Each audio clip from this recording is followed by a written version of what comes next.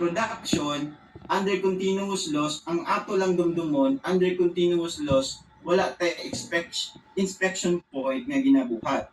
When we say inspection point, it is a point where the business or the manufacturing industry inspect if kanibang giproduce na ko nga units na abay defective, na abay spoiled. Mo na siya ang inspection loss. Ang inspection point.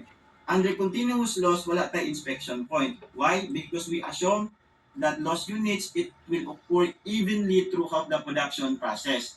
And then under continuous loss, we apply the concept of method of neglect, meaning gina-ignore nato nga naay possibility nga ma-incur na atay lost units nga ma-incur during the production process. Since gina-assume nato nga during the production process, wala tayong ma-incur nga lost units. So therefore, ang cost atong lost units, it's, let's say for example, normal loss units, ang cost nga ma-incur ato niya, ato siyang gina-ignore.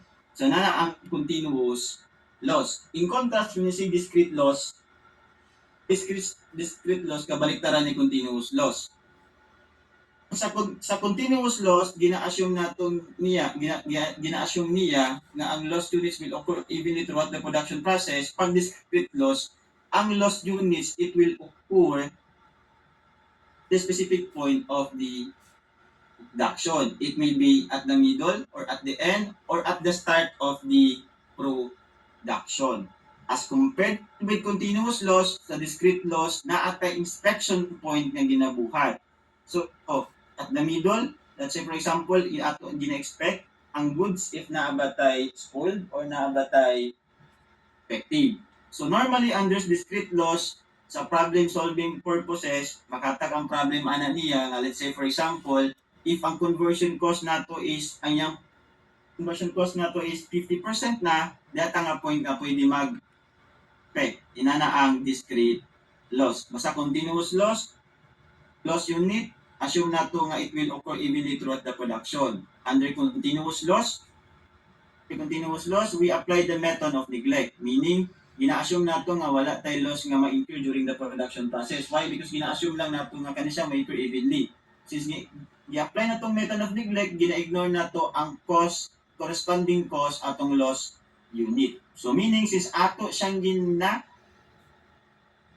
or gina-ignore, please ko take note, under continuous loss, wala tay ginatawag nga 0% ang atong normal loss units pero 100% ang atong abnormal loss unit. Ay, under the concept of method of neglect. Itong gina-assume nga walay loss units nga ma-incur during the production process. Since gina-assume na ito nga walay loss units during the production process, ay ang corresponding cost ato po siyang gina-ignore. So, take note ha, ang atong normal loss units under continuous loss generally 0%. Pero ang atong abnormal loss unit generally 100%. Discrete loss kana as compared with method of neglect, magdepende na siya sa percent of affection i business. So, balikan ako ha. Kung pag normal, within tolerable level. Abnormal, beyond tolerable level. Kung normal, generally, ang cost ana niya, it will be considered as product cost.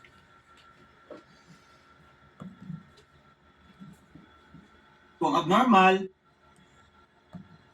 cost ni abnormal loss units, generally it becomes a period. Continuous loss and discrete loss, continuous loss by the concept of method of neglect. Mas assume nato ang loss units occurs evenly throughout the production process. Doon na to, pag continuous loss, no inspection point. This method of neglect, ang gina-apply nato, ang atong normal loss unit is 0%. Atong abnormal loss units generally 100%. Take note generally because napa na siya may exception depending sa problem. Discrete loss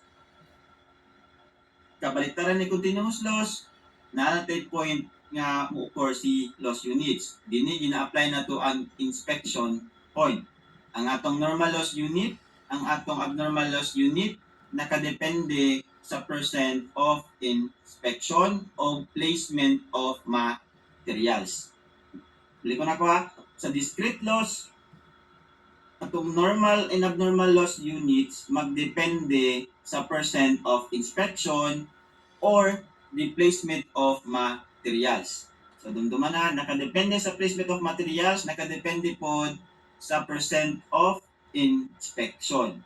So, muna ang four major nga terminology nga dapat ma-observe na to ang concept. Continuous, discrete loss, normal, and abnormal. Pag normal, within level, pag abnormal, beyond, continuous loss, method of neglect, discrete loss with inspection point, why, and the discrete loss, gina-assume na to nga ang loss units occurs of the specific point of the production process.